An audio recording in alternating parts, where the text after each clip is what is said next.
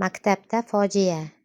O'quvchi o'qituvchisini o'ldirdi. Assalomu alaykum, hurmatli kanalimiz kuzatuvchilari. Kanalda yangi bo'lsangiz, obuna va like tugmasini bosishni unutmang. Maktab nafaqat bilim maskani, balki har bir bola o'zini xavfsiz his qiladigan qo'rg'on bo'lishi kerak. Biz bunga 2025-yilning dekabr oyida Rossiyadagi maktabda millatchilik qurboni bo'lgan Qobiljon voqeasi bilan ham guvoh bo'ldik. Biroq joriy yilning 2-mart kuni Istanbuldagi maktablarning birida ham qo'ng'iroq ilm uchun emas, balki mudhish fojiadan ogohlantirish uchun chalindi. Biologiya fani o'qituvchisi, bir nafar farzandning onasi va nafis san'at shaydosi bo'lgan Fotima Nur Chelikning o'z o'quvchisi qo'li bilan o'ldirilishi nafaqat Turkiya ta'lim tizimini, balki butun jamiyatni chuqur qayg'u va karaxtlikka soldi. Ushbu voqea ustozning navbatda biz bo'lishimiz mumkin degan karomatgo'y ogohlantirilishi va tizimdagi bo'shliqlarning achchiq mevasi sifatida tarixda qolmoqda. Bashorat qilingan o'lim. Gap shundaki, joriy yilning 2-mart kuni Turkiyani larzaga solgan voqea sodir bo'ldi. Istanbul shahridagi Bursa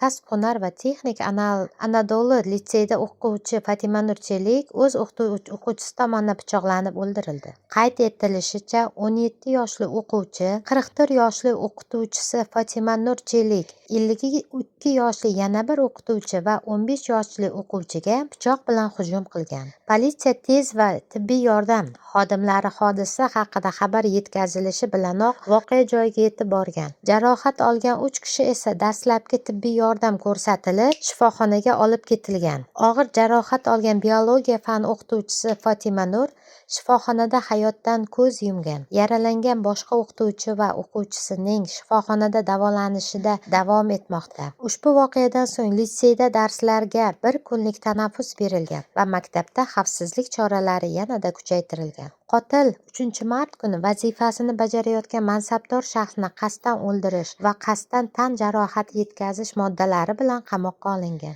Asli koniyalik bo'lgan Fotima Nur Chelik nafaqat muvaffaqiyatli o'qituvchi, balki san'at bilan hamnafas yashagan nozik ruh egasi bo'lgan. Universitet yillarida qatnashgan ovoz tanlovida hududiy bosqich g'olibi bo'lgani va o'sha xotiraga oid 20 yillik video yozuvni yaqinda ijtimoiy tarmoqdagi sahifasida ulashgani ma'lum bo'ldi. Marhumaning bir nafar farzandi bo'lgan. E'tiborli jihat shundaki, gumonlanuvchi 2025-yilda maktabda boshqa janjalga aralashgan. Vafot etgan o'qituvchi Fotima Nur esa o'z o'limini oldindan his qilgandek, intizom qo'mitasining yig'ilishida ushbu o'quvchi haqida so'z ochib, hayotimiz xavf ostida, navbatda biz bo'lishimiz mumkin deya ogohlantirgan. Hodisa qanday sodir bo'lgan? Ma'lumotga ko'ra, 17 yoshli o'quvchi hodisadan 2 kun oldin otasi tomonidan Bakirko'y Mazhar Usmon ruhiy xastaliklar shifoxonasidan chiqarilgan bo'lgan. Shifoxonadan chiqqach, u maktab dars jadvalini tekshirgan. O'quvchi Fotima Nurning qaysi vaqtda dars sinfda bo'lishini aniqlab, hatto reja ham tuzgan. Ertasi kuni ertalab maktabga borib, bevosita o'qituvchining sinfiga bostirib kirgan. Joriy yilning 2-mart kuni mahalliy vaqt bilan soat 11:00 atrofida sinfga kirgan o'quvchi birinchi bo'lib o'qituvchi Fotima Nurga, so'ng uni to'xtatishga harakat qilgan. 15 yoshli o'quvchiga ham pichoq bilan hujum qilgan. Pichoqbozlikni to'xtatishga uringan boshqa bir o'qituvchi ham yelkasidan jarohat olgan. Sinfda bo'lgan o'quvchilardan biri voqea haqida aytib berar ekan, sarosimadan qo'rquvga tushib qolganini bildirgan. U juda yaxshi o'quvchi edi. U juda yaxshi o'qituvchi edi. Odatda hamma bir-biri bilan yaxshi munosabatda bo'lar edi. Voqea ko'z oldimda ro'y berdi. Men ham o'sha sinfdanman. O'sha daqiqada sarosimada deyarli hech narsa qila olmadik. Hech kim hech narsa qila olmadi. Qo'rquvdan nima qilishni bilmadik. O'qituvchi koridor tomon chaqirilganda yonida turdik. So'ng bizni yana sinfga olib kirishdi, degan guvoh. Sinf rahbarining so'zlariga ko'ra, gumondor o'qituvchini direktor o'rinbosari to'xtatib qolgan. U bir zumda qo'lida pichoq bilan Fotima Nurning sinfiga kirib, afsuski uni o'ldirgan. Shundan so'ng boshqa sinfdagi o'quvchilar va o'qituvchilar hujum qilmoqchi bo'lgan.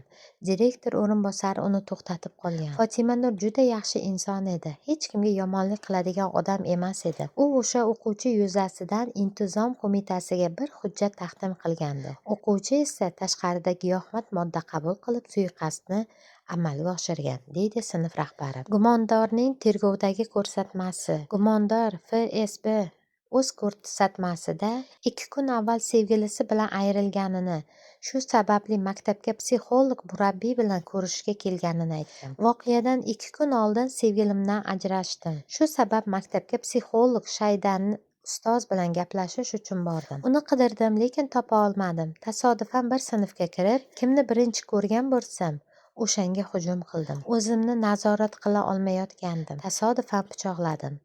Yonimda doim pichoq olib yurardim. Bu faqat o'sha kunga xos narsa emas edi, degan u. Mazkur voqeadan so'ng Turkiyaning 81 viloyatida maktabda o'lmoqchi emasmiz.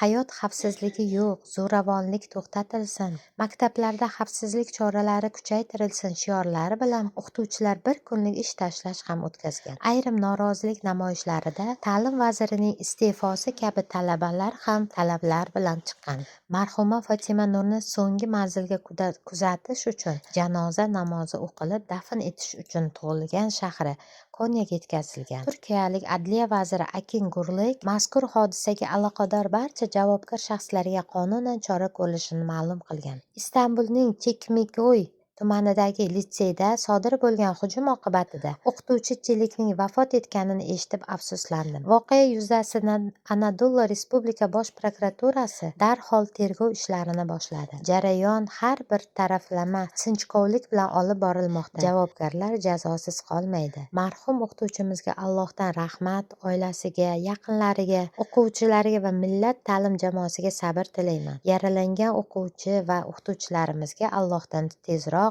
sog'lik tilayman. Ta'lim jamoamizga va xalqimizga esa sabr va baxt tilayman, deydi adliya vaziri. Voqea Turkiya prezidenti Rajab Toyyib Erdo'g'anning ham e'tiboridan chetda qolmadi. U ustozlarga hurmatsizlik qabul qilib bo'lmas holat ekanligini aytgan. Chekmekoydagi litseyda sodir bo'lgan vahshiyona hujum oqibatida vafot etgan o'qituvchimizga Allohdan cheksiz rahmat tilayman. Marhum o'qituvchimizning oilasi va yaqinlariga sabr, yurtimizga buyuk fidoyilik bilan xizmat qilgan ta'lim jamoamizga esa ta'ziya izhor qilaman. Qo'llari o'piladigan o'qituvchilarimizga nisbatan sodir etilgan bu harakatning hech qanday sabab bilan oqlab bo'lmaydi. Zo'ravonlikni qo'ya turaylik. Hatto Hazrati Ali roziyallohu anhu aytgan: menga bir harfni o'rgatgan o'qituvchining 40 yil quli bo'laman. Shunday ustozlarga hurmatsizlik qilish bizning e'tiqodimiz va madaniyatimizga qabul qilmas holat. Bosh prokuraturamiz va adliya vazirligimiz ma'muriy tergovni boshladi. Bu voqea butun xalqimizni chuqur qayg'uga soldi va biz buni qat'iy nazorat ostiga olib, aybdorlar o'z haqiqiy jazosini olishlari uchun barcha zarur choralarni ko'ramiz. Shu hujumda yaralangan o'qituvchimiz va o'quvchilarimizga ham Allohdan shifo so'rayman. Robbim o'qituvchimiz Fatima Nurning joyini